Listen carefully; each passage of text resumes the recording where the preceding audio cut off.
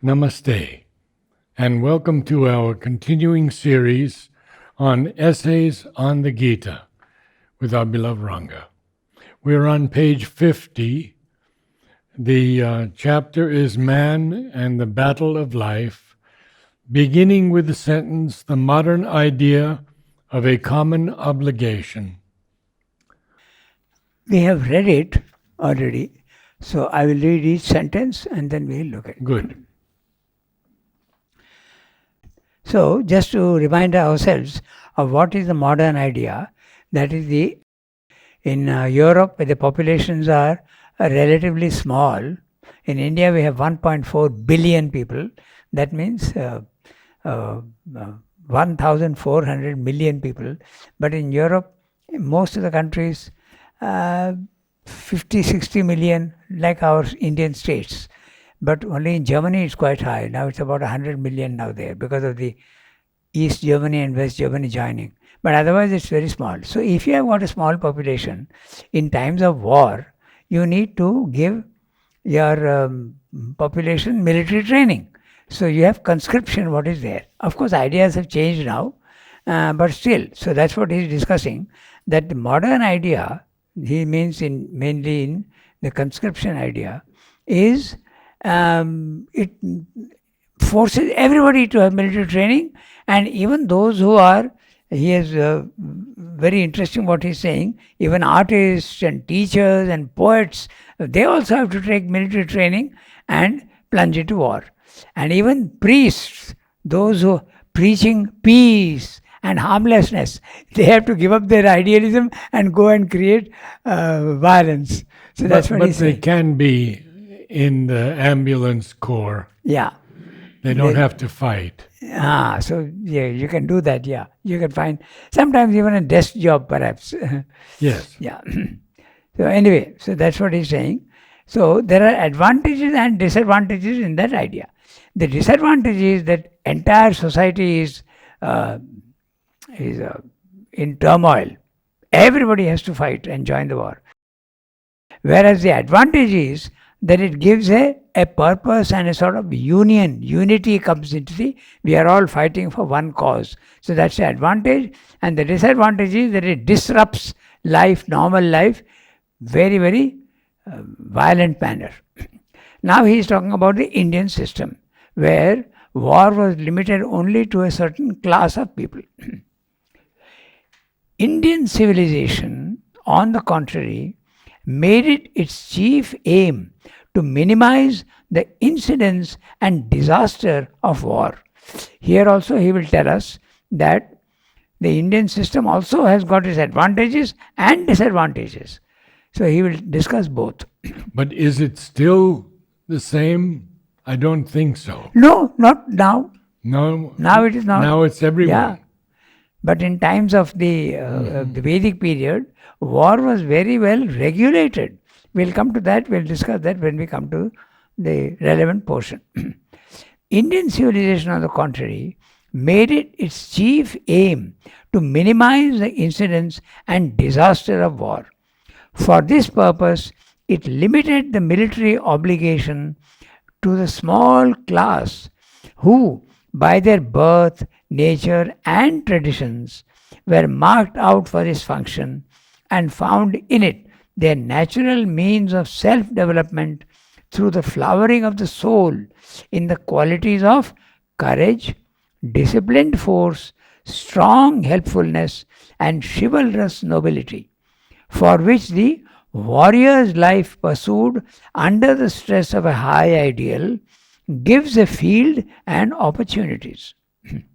The rest of the community was in every way guarded from slaughter and outrage. So,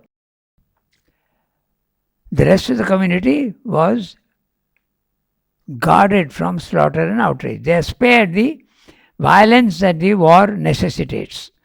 Their life and occupations were as little interfered with as possible, and the combative and destructive tendencies of human nature were given a restricted field, confined in a sort of lists so as to do minimum amount of harm to the general life of the race, while at the same time, by being subjected to high ethical ideals and every possible rule of humanity and chivalry, the function of war was obliged to help in ennobling and elevating instead of brutalizing those who performed it. This needs a little bit of a discussion. Okay, so he's saying that the ultimate reality is Sat Chit Shakti Ananda, which means truth, consciousness, force, and bliss. Now, each of these elements can make you grow. Your evolutionary growth can be helped by truth, it can be helped by growth of consciousness, it can also be helped by the growth of force. That's what he's saying. And also Ananda. So, if the others can also make you grow in consciousness, why not force? That's what he's saying here. And how was it? Because it gives you the characteristics of courage, okay, the determination to do the right, helpfulness, and chivalry. So these are also divine elements and nobility of character. All these things the Kshatriya class gives you. Then he is using a word here confined to sort of lists. So a list is, particularly that word is used in English for the competition between the knights. So there used to be a field marked out, even physically, by palisades and fences, where the two knights would joust and come at each other with full armor and spears, and they would fight individually. But it is restricted only to that physical area and to the individuals, the knights. Knights.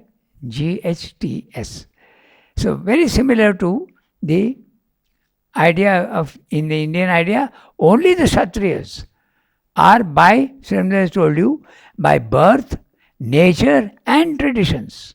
Those who are, they are meant for the protection of the poor and the other members of society, but their work is to guard, protect and fight if necessary. So, and it can also ennoble you. That's what he's saying. We would think the opposite, that normally war and all that would brutalize you. That's what you would think. But no, if used in the right way, it can even ennoble you. That's what he's saying. So, the word list is clear.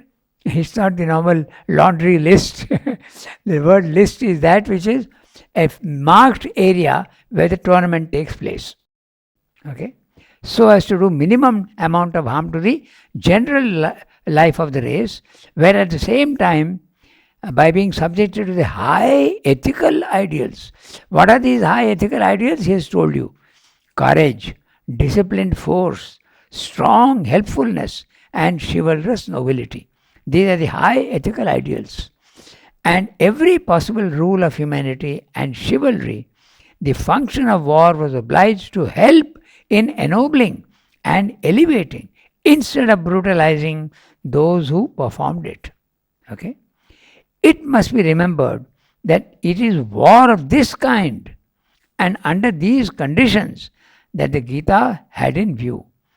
War was considered as an inevitable part of human life, but so restricted and regulated as to serve like other activities the ethical and spiritual development which was then regarded as the whole real object of life.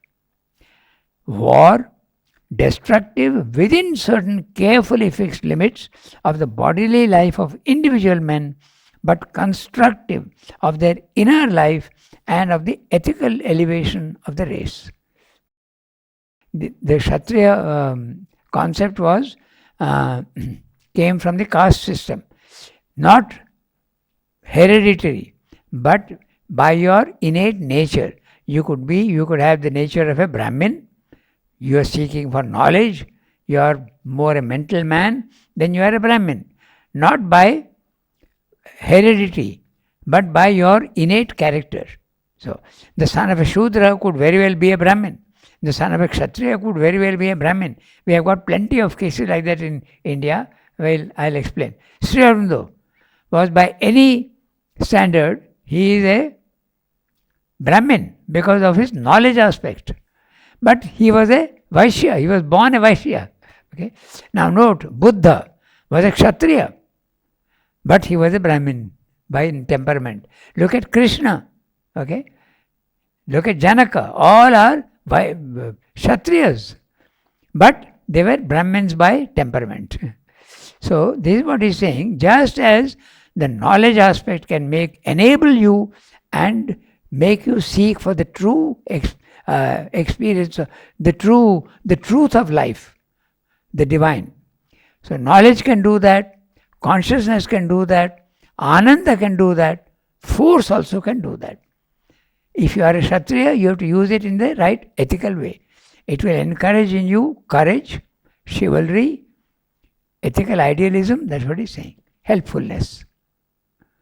When did this change, this caste system? With the influence of the Europeans, because the European culture was very vitalistic and dynamic, and the vital always wins over the mind, always, unless you go to a spiritual level of consciousness. So it swept the whole world. Western culture has influenced the whole world. Now there is a slow reversal trend coming, but it's a very slow process. This question he has discussed very much in the foundations of Indian culture. Should a nation take only the best parts of other cultures? He says that's very difficult to do. If you take the best part, for instance, literature, poetry in France, in Germany, in England, okay, wonderful. You take that, but along with that will come also the other negatives. He says it's impossible to separate the two. So the corruption of the caste system, it developed into that is the disadvantage. That's what they will tell us. It became corrupted. In the beginning, it was not heredity at all. But the more it became rigid and the real meaning of the caste system was lost, it became mechanical and automatic and therefore hereditary. Timeline? That's difficult to say. Difficult, yeah. Uh-huh. But certainly in the Vedic period, the true understanding of the caste system was there. In India, it was very much formalized and organized, whereas in a certain sense, the caste system is there everywhere. There are higher classes, there are lower classes, there are middle classes, and there is the labor class. So it is there everywhere. But here it has been organized properly, according to the innate nature of man. Knowledge aspect, the spiritual aspect, the force aspect and the bliss aspect. So these are the production, knowledge aspect, production aspect, then the warrior aspect, and finally you have the Shudra, the service. Service. Yeah. Yes.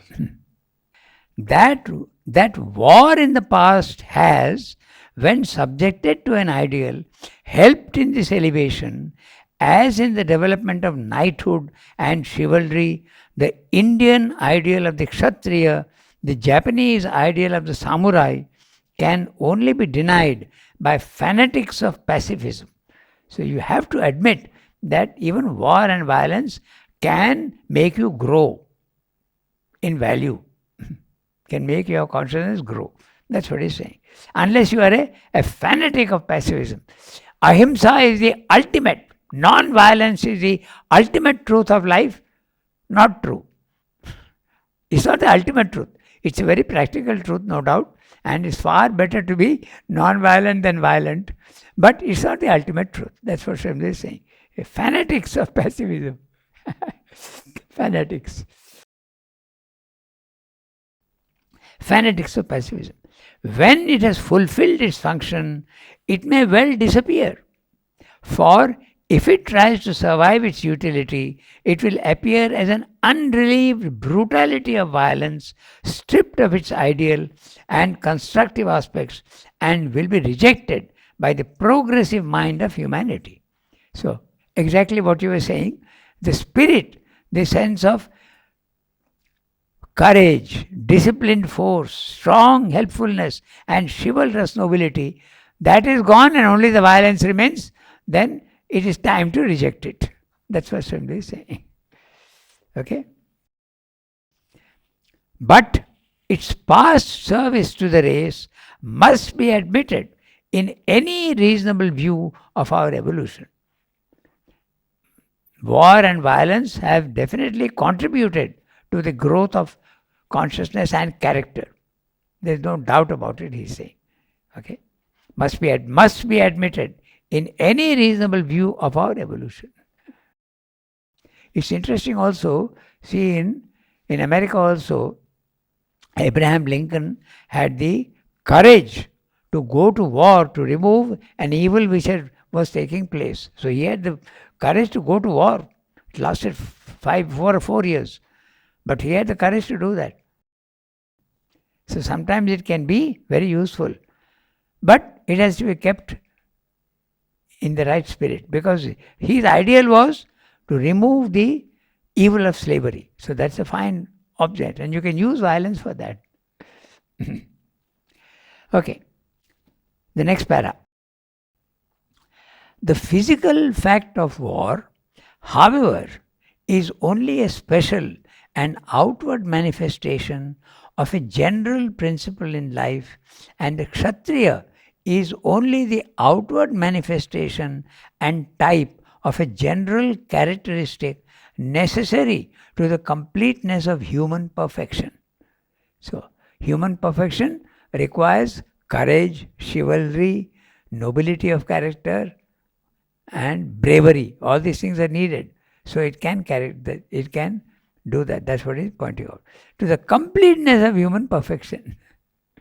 Okay? So, war typifies and embodies physically the aspect of battle and struggle which belongs to all life, both to our inner and our outer living, in a world whose method is a meeting and wrestling of forces which progress by mutual destruction towards a continually changing adjustment expressive of a progressive harmonizing and hopeful of a perfect harmony based upon some yet ungrasped potentiality of oneness. So, mankind progresses by this, what he is calling the battle of life. It can be subtle, it can also be quite physical and gross. So is Sri Aurobindo encouraging war? He doesn't encourage war, but if the idealism behind is right, just like we mentioned Abraham Lincoln, Yeah. if the idealism is right, it is justified. Ah. In fact, in the independence movement in India, he was not against violence, but he saw that it would be ineffective because the population was not ready and we didn't have the necessary weapons. So he fell back on passive resistance. And he has written a whole book, The Doctrine of Passive Resistance, how it is justified. When an injustice is being done to you, you have the right to break laws. So that is a whole interesting book, a small thing. The Doctrine of Passive Resistance. You are allowed to challenge the authorities and disobey laws, provided your ideal is the right one. So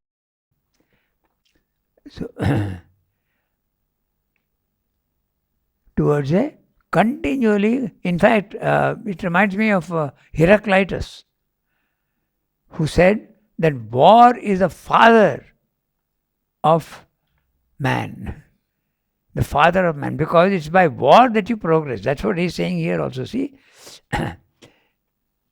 war typifies and embodies physically the aspect of battle and struggle which belong to all life. You can start that even from the unicellular creatures. They try to swallow each other and then you come to animals. Constantly there is a war between them. The lower is always eaten by the higher. See? It's a food chain, what you call. It's there in nature. It's a fundamental principle which belongs to all life, both to our inner and our outer living. In a world whose method is a meeting and wrestling of forces which progress by mutual destruction,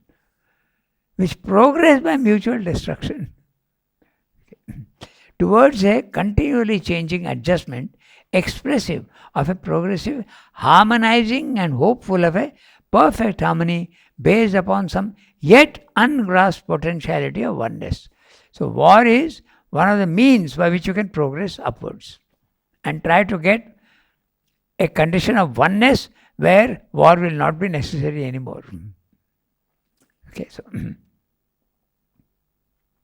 the Kshatriya is the type and embodiment of the fighter in man who accepts this principle in life and faces it as a warrior striving towards mastery, not shrinking from the destruction of bodies and forms, but through it all aiming at the realization of some principle of right, justice, law, which shall be the basis of the harmony towards which the struggle tends.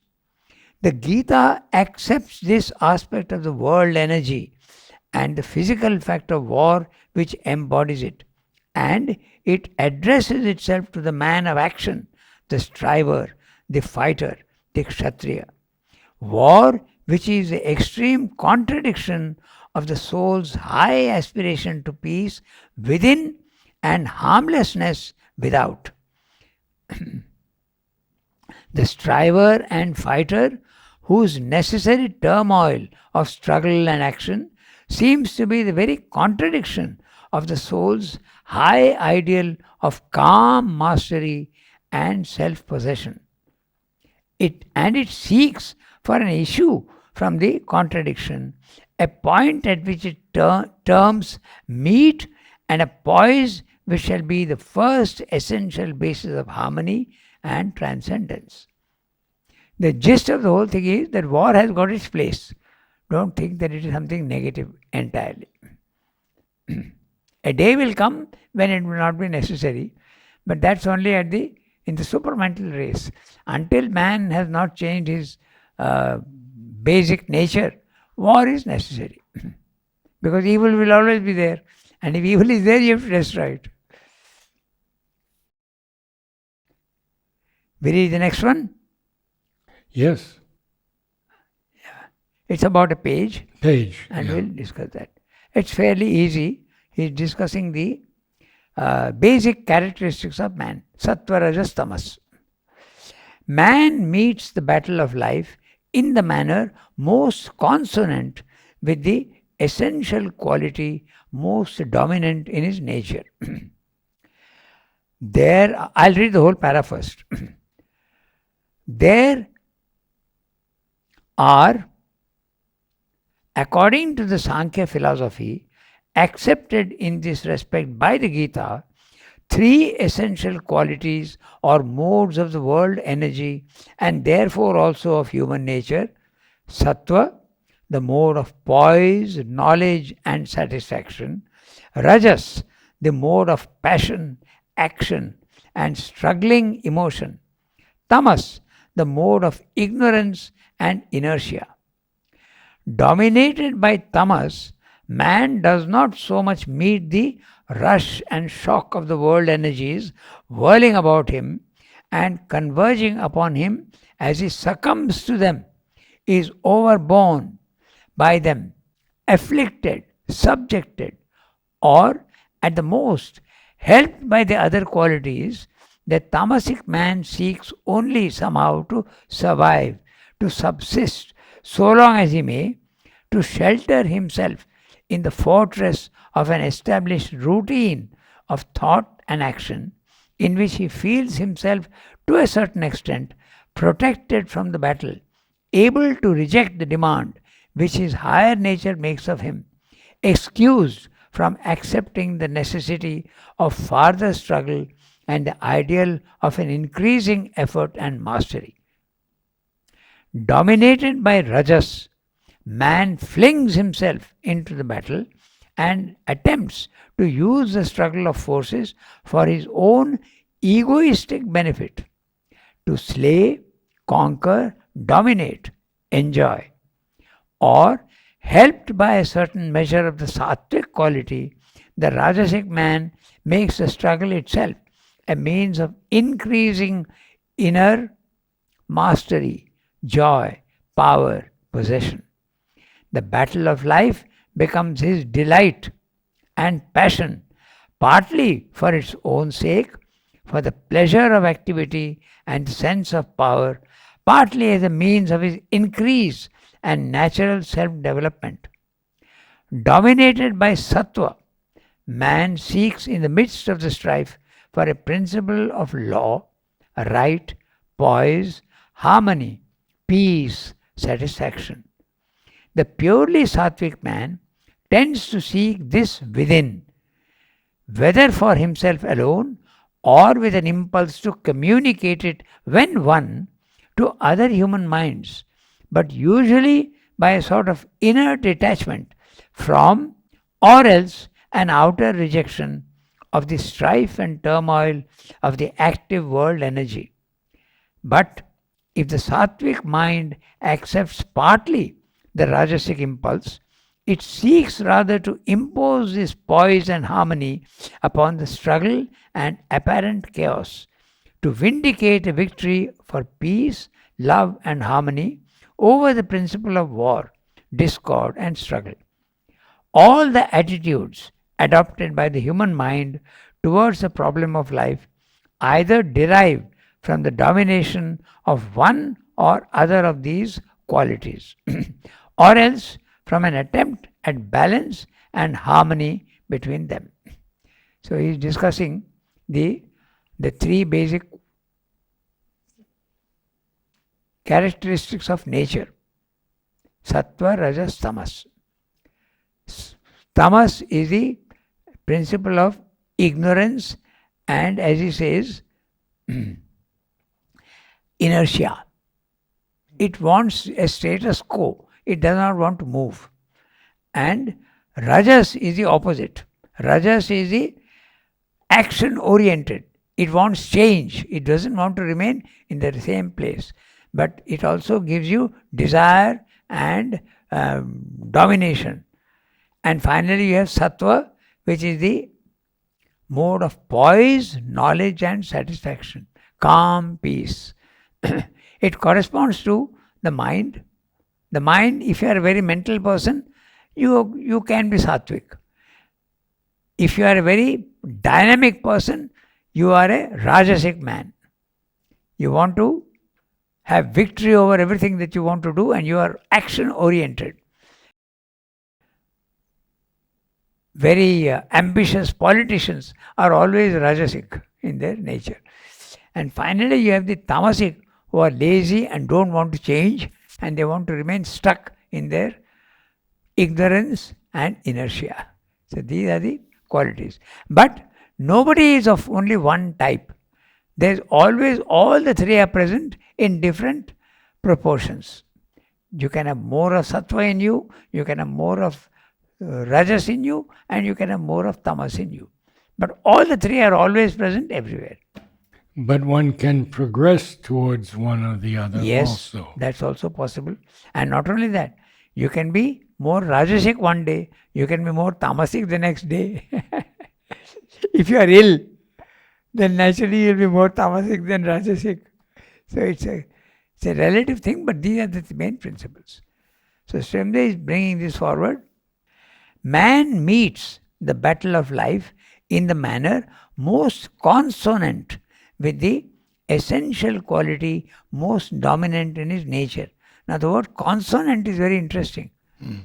It comes from the song, which is sound. So consonant means that which is equal, a harmony. If you have one sound, consonant sound comes from something equal to that. Just like it's a well-known fact that if you have two instruments which are tuned perfectly, sitar for instance, and if you pluck one string, it will start also, the other one also will vibrate. So this is the principle consonant. In other words, it means harmonious. That's what it means. Most consonant with the essential quality most dominant in the nature. You may be sattvic, you may be rajasic, you may be tamasic. The most prominent part of you will have either of these qualities. Meets the battle of life. Yes, that's right. He has told you that all life is battle. Yeah. Beginning from the lowest level, Yes. the animal level, and even in the mind, we have constantly difference of opinion, difference of action. There are, according to the Sankhya philosophy, accepted in this respect by the Gita, three essential qualities or modes of the world energy. So note that these three qualities are there in the world energy, in the cosmos. So, and the individual is part of that. So, an individual also can be sattvic, rajasic, tamasic, but even there are these planes of matter, life and mind. These planes are there, these worlds are there. The plane of matter is obviously tamasic. It doesn't want to move. Matter is usually static. A stone doesn't move. An animal starts moving. So life is rajasic. Then finally, when man comes onto the scene, he lives in the mental world. So that becomes the sattva comes in. But all of them are in the field of ignorance. One should not think there is sattvic man. That's the thing, in the first level. Yeah, level 1. Yes. Matter, life, mind. You are in ignorance. As Ramakrishna says, I think we discussed that last time. If you are tamasic, you are chained to nature by an iron chain. And if you are a very energetic man, you are still in ignorance and you are bound to your vital by silver chains. Slightly better, but still it's a chain. And the mind also is a golden chain. So it's better, but still it's a chain. You are in level 1 where in ignorance. So, three essential qualities of modes of the world energy and therefore also human nature. So, he's using the word therefore. Whatever is there in the universe is there in the individual. So, if it's there in the individual, therefore it is there in man also. Okay. Sattva, the mode of poise, knowledge and satisfaction. He has used the word satisfaction here, but normally they use the word a very calm, peaceful, happy condition. But mainly it is a calm, satisfied condition. You are not struggling for anything extra. Okay. Then you have the rajas, the mode of passion, action and struggling emotion. This is the opposite of tamas. Tamas doesn't want change. Rajas wants change all the time. Okay. Then the mode of ignorance and inertia. So sattva, rajas and tamas. Now he is telling you what happens when man is tamasic or rajasic or sattvic. Dominated by tamas, man does not so much meet the rush and shock of the world energies whirling about him and converging upon him as he succumbs to them, is overborne by them, afflicted, subjected. When shocks of life come, it can be physical, it can be subtle, it can be even a mental. All these things are coming into you, but you don't react. If an illness comes, you accept it very calmly. But a rajasic man, if illness comes to him, he will try to cure himself. But the tamasic man will say, okay, what can I do? That's what he's saying. Okay? He succumbs to them. He doesn't want to fight back. He's overborne by them, afflicted, subjected. So this is the condition of the tamasic man. Or at the most, helped by the other qualities, the tamasic man seeks only somehow to survive. Okay? That's all, not more than that. To subsist so long as he may, to shelter himself in the fortress of an established routine of thought and action. Note the established routine. Whatever are the social terms and all that, that he will be satisfied with. He doesn't want to change anything. Okay, so or to shelter himself in a fortress of an established routine of thought and action, in which he feels himself, to a certain extent, protected from the battle, able to reject the demand which his higher nature makes upon him. So, which is this demand that his higher nature is making upon him? Stand up and fight. Don't accept to be defeated so easily. Okay, that's what he's saying. He rejects that. A demand of his higher nature, excused from accepting the necessity of further struggle and the ideal of an increasing effort and mastery. So he doesn't want to make an effort and master the situation. He accepts it calmly. No effort. Now, the next one. Dominated by Rajas, the man of action, energy, movement, man flings himself into the battle and attempts to use the struggle of forces for his own egoistic benefit. So, Interesting. it reminds me of, suddenly the idea came, that novel Gone with the Wind. During the Civil War in America, the hero of the, what was his name? Rhett Butler. Red Butler. He was playing the market and making money out of it. Egoistic purpose. So use a situation for your own benefit. That's what they say. So make for a certain egoistic benefit. And he is willing to slay, conquer, dominate, enjoy. Okay. Or helped by a certain measure of the sattvic quality, the Rajasic man makes the struggle itself a means of increasing inner mastery, joy, power, possession. If he is influenced by the sattvic, he can try for inner mastery. That's what Srimad is saying. The battle of life becomes his delight and passion, partly for its own sake, for the pleasure of activity and the sense of power, partly as a means of his increase and natural self-development. Now this is very interesting because Sri Aurobindo when he in the essays on the Gita, he says the Kshatriya, the holiday of a fight. He translates the phrase that they are all gathered for war, and he says they are all gathered for a holiday of a fight. I could never understand what is meaning by how can a war be a holiday. Okay, so because you enjoy, the Rajasic man enjoys a challenge, and therefore it's like a holiday for him. Enjoyment of the war. That's what Sandra is saying here. Na? The battle of life becomes his delight and passion. This is there in human nature. Na? Every time there's an obstacle to be conquered, he wants to conquer it.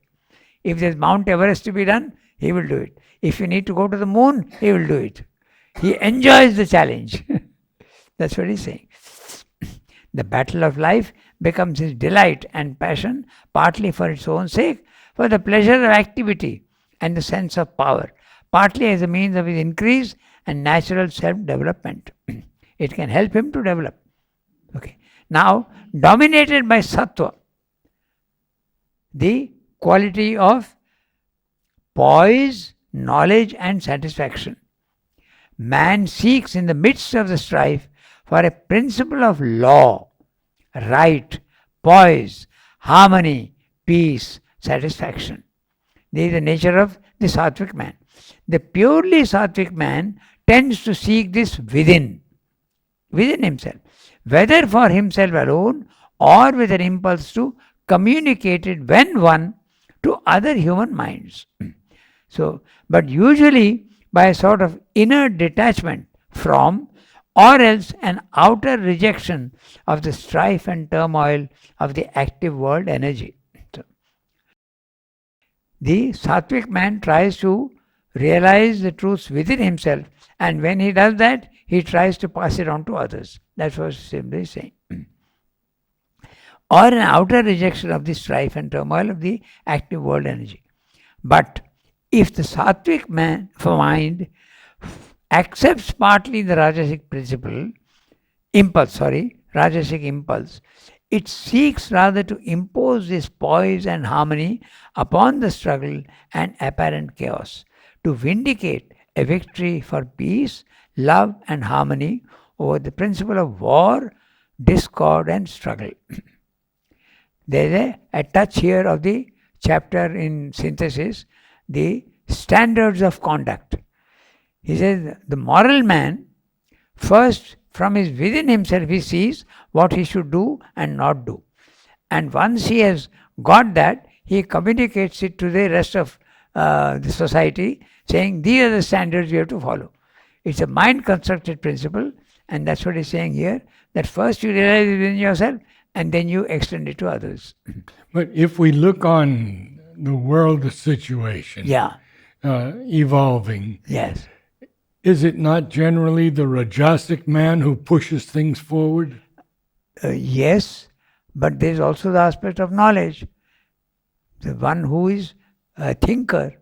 In fact, it's always the individual who makes a discovery. Mm-hmm. So it's mainly the not necessarily, it can be a combination of sattva and rajas. If the sattvic man accepts some of the Rajasic That's principle. Right. That's right. Yeah, okay. Mm-hmm. When Sri Aurobindo was fighting for India's independence, certainly he was Rajasic. There's no doubt about it. And Rajas also can be pure energy. Don't forget that. Normally it is imperfect, full of desire, attachment, and wanting to dominate over others. But it can be transformed into pure energy, divine energy, without any imperfections. So, all the attitudes adopted by the human mind towards the problem of life either derive from the domination of one or other of these qualities, or else from an attempt at balance and harmony between them. Yeah. That's what he's saying. Okay? We stop here today. Thank you, Ranga. Namaste all.